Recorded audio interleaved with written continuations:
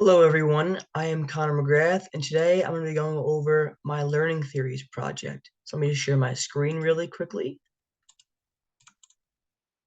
All right. So my learning theories project by me, of course. So what two learning theories will I be looking at today? Well, for this project, I'll be looking at two learning theories that come from a common node. And the common node is basically there's this chart where I'll show you guys a little bit later in my presentation. But if they were connected, if these two learning theories were connected from a common like source.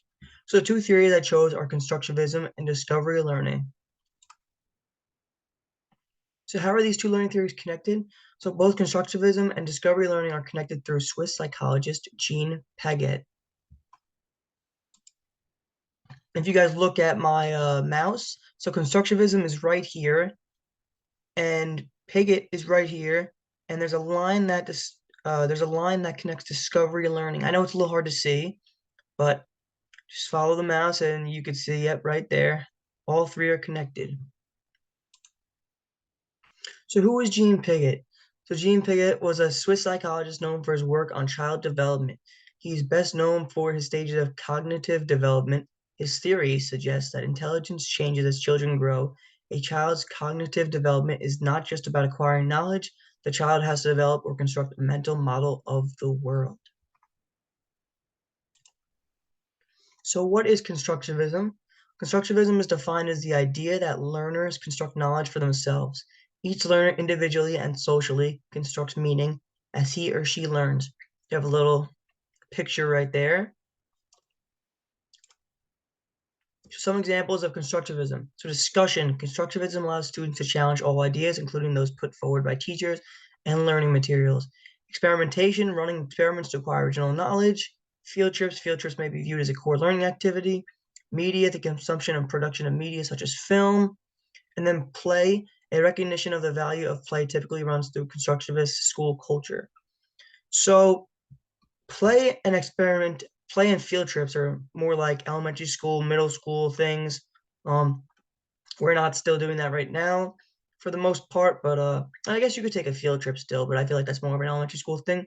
So play is like when little kids like just play run around, they learn a lot of stuff actually. Field trips, I remember a lot of field trips that I've been on. I still remember to this day. They were extremely fun. I felt like I learned a lot of knowledge. Um, Go into more things, the media. So media is a good one, I feel like, with this digital age of social media and everything.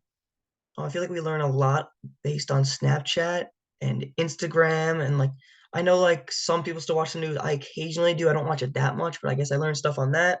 Most of my news comes from Snapchat and Instagram. So the consumption of that, like, because you're surrounded by it, can influence your views. But obviously, it's all about finding stuff out for your own. Experimentation. So when I was in high school, I did a decent amount of experiments. I'm actually doing some in college right now. I'm taking a geology lab that's required, so I'm learning a decent amount. So we're doing a decent amount of experiments now. So that I feel like is definitely increasing my knowledge of a particular thing. And then discussion. There's no better way to learn knowledge than discussion with each other. Because people have so many different views, beliefs, cultures. You learn so much by just talking to someone else. And hopefully you learn something, and hopefully they learn something from you. So examples of construction in my own life. So I think a good example would be my love of hockey. So my dad basically passed that on to me. Obviously I'm still like allowed to like decide like if I like hockey or not. Like I was allowed to like decide, but I loved it, and I found that out by myself. My dad just influenced, just like the media can influence your views, but you can still have other resources to determine if what you really want to know. I think another example would be my political beliefs. Like I said, media, Instagram, Snapchat. I mean, I'm exposed to different political stuff.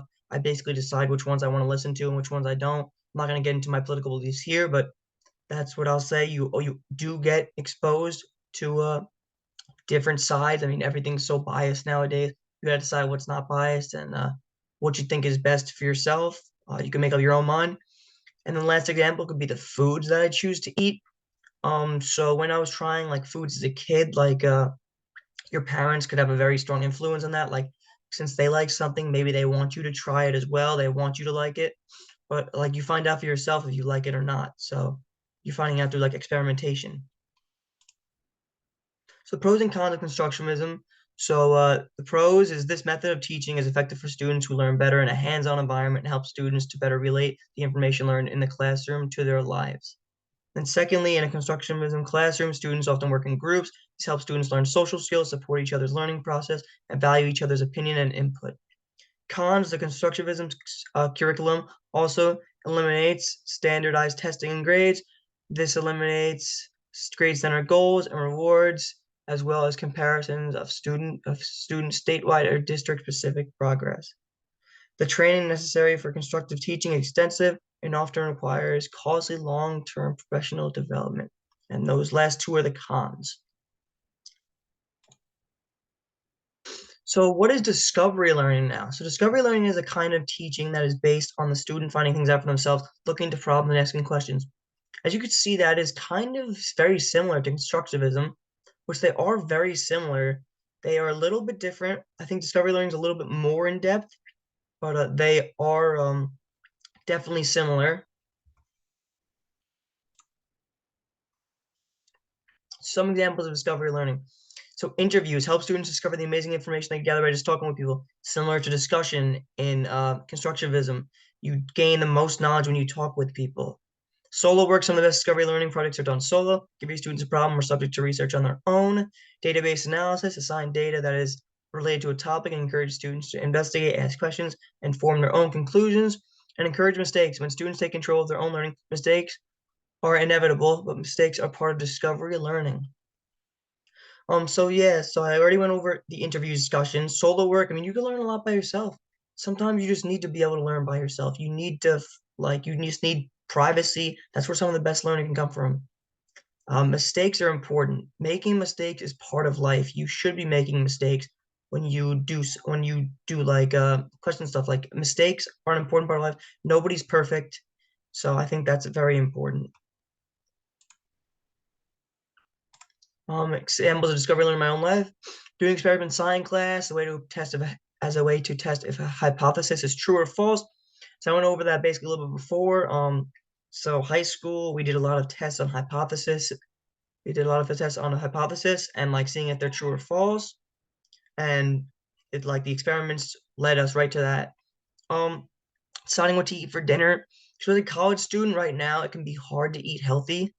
Um, Especially like I mean on campus. I currently live in Flint Village, which is a little bit. It's like an apartment on campus, so I still do use a meal plan.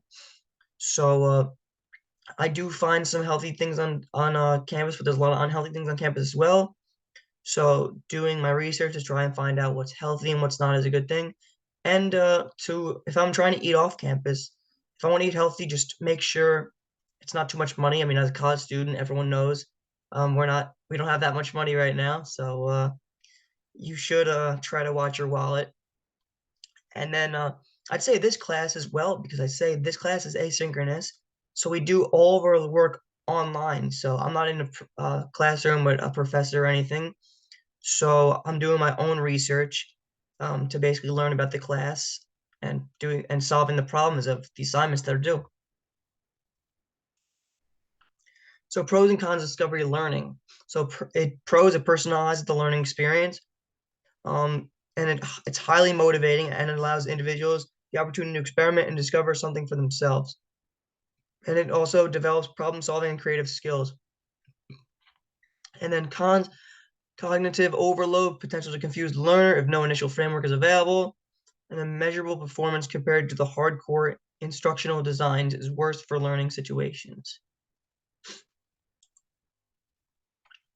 So what are the similarities between the two learning theories? Discovery learning is a constructivist theory. The two are very similar in nature. They both rely on information getting passed to them, but forming your own thoughts and ideas about a particular topic. Both show learning exposed to ideas and they are able to make their own conclusions about them.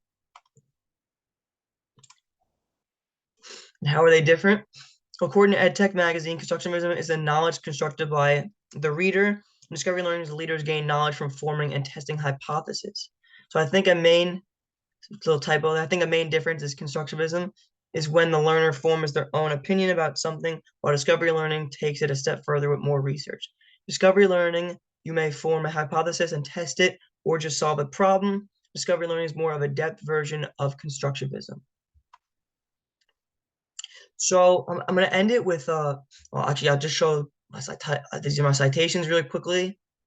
I used 8 sources, and so I'm going to end it with, would I want a constructivist or discovery learning classroom if I was the teacher? I'm going to say no, because I feel like letting them do like a lot of their own assignments and discovery, like I think that's a good thing, like in small doses. Like, yes, like if I want to be a history teacher, I think group work would be good for them, like a group assignment. Like I definitely assign a group assignment, but I think we also need tests, and like I know not all students are great, like are the best at tests, but not all students are the best at group work either. So I think you have to find a healthy middle where you can apply both constructivism and just a traditional classroom setting. So that is my project. Thank you all for listening, and I'll see you guys later.